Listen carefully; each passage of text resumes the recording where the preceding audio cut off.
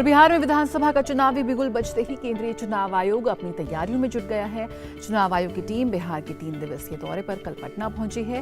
मुख्य निर्वाचन आयुक्त सुनील अरोड़ा के नेतृत्व में 9 सदस्यीय दल पटना पहुंचा।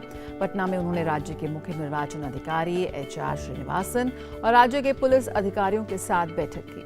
अधिकारियों ने उन्हें प्रेजेंटेशन के माध्यम से बिहार विधानसभा सीटों के प्रोफाइल की जानकारी दी। आज आयोग का दल राजनीतिक दलों के प्रतिनिधियों से मुलाकात कर उनके सुझाव लेगा। दोपहर बाद राज्य के 26 जिलों के जिला निर्वाचन अधिकारियों और पुलिस प्रमुखों के साथ बैठक होगी। चुनाव आयोग के दल में मुख्य निर्वाचन आयुक्त सुनील अरोड़ा के साथ दोनों निर्वाचन आयुक्त सुशील चंद्र और राजीव कुमार शामिल हैं। आयोग के सदस्यों का कल गया जाने का कार्यक्रम है, जहां वे स्थल निरीक्षण के साथ साथ बाकी बचे 12 जिलों में निर्वाचन तैयारियों की समीक्षा करेंगे। और जानकारी के साथ हमारे साथ सलमान हैदर इस वक्त पटना से जुड़ रहे हैं। सलमान, सबसे पहला सवाल यही होगा कि किस तरह से इस बार चुनाव आयोग पर जिम्मेदारी थोड़ी ज्यादा है कि निष्पक्ष चुनाव तो कराने ही है, लेकिन सुरक्षित चुनाव भी कराने की जिम्मेदारी ज्यादा बढ़ गई है इस कोरोना काल में। किस तरह से आप देख रहे हैं जो उनकी मीटिंग्स चल रही है, किस तरह से तैयारी आगे बढ़ रही है? ये आयोग ने अपनी तरफ से पूरा ये सख्त निर्देश दे रखा है कि कहीं भी कोविड प्रावधानों का, मानकों का उल्लंघन ना होने पाए, और इसकी तैयारी पूरे जोर शोर से जिला प्रशासन के द्वारा और जो स्टेट इलेक्शन मशीनरी है उसके द्वारा की जा रही है।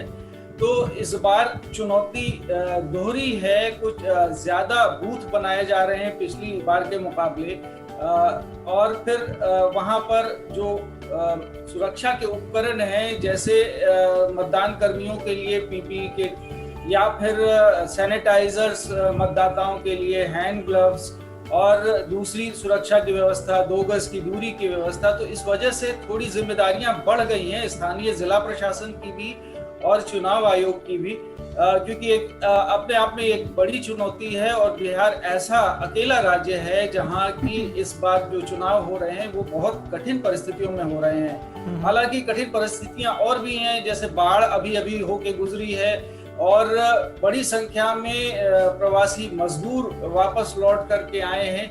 तो बहुत सारी चुनौतियां हैं, लेकिन कोविड इसमें सबसे बड़ी है जिसके लिए पर्याप्त तैयारी की जा रही है। जी जय। आपने जिक्र किया कठिन परिस्थितियां हैं, दुरूह परिस्थितियां हैं, लेकिन चुनाव आयोग जिसको कहते हैं कि तैयार है। क्या कुछ तैयारियां कोविड को लेकर के खास तौर पर की जा रही हैं? उसकी वजह यह भी है कि कोविड को लेकर के तमाम बार लोगों के जहन में यह बात होती है कि घर से बाहर नहीं निकलना है, जबकि चुनाव आयोग ये चाहता है कि ज्यादा से ज्यादा लोग, बड़ी संख्या में लोग निकल कर आएं और वोट दें। तो ये दोनों चीजें कैसे संभव हो पाएंगी? देखिए, एक तो पहली जो शंका या जिज्ञासा है कि सारे मतदाताओं की सुरक्षा का क्या होगा, तो उसके लिए जितने मतदाता हैं सबको एक डिस्पोजेबल हैंड ग्लव्स तो पहले दिए जाएंगे। मतदान केंद्र पर जब वो आएंगे तो पहले हाथ सैनिटाइज किया जाएगा, फिर वो ग्लव्स पहनेंगे और जाकर के अपना वोट एक्सरसाइज करेंगे। अब रही बात मतदाताओं को मतदान केंद्रों तक पहुंचाना, क्योंकि बहुत आशंका से घिरे हुए लोग हैं कि घर से निकले ना निकले। वैसे अगर हम ग्रामीण क्षेत्रों में देखें तो ऐसी कोई बाधा नहीं है, लोग निकल रहे हैं।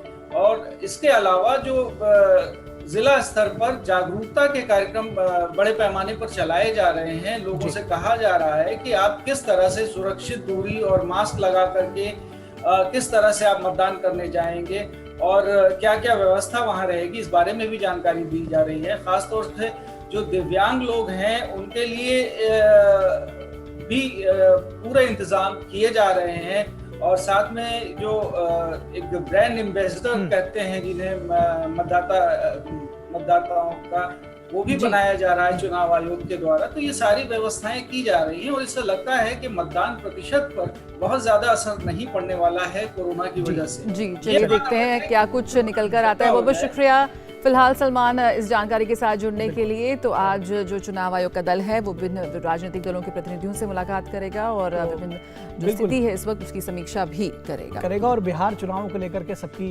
नजरें लगी हुई हैं कि बिहार में आखिर क्या राजनीतिक परिदृश्य बनता है।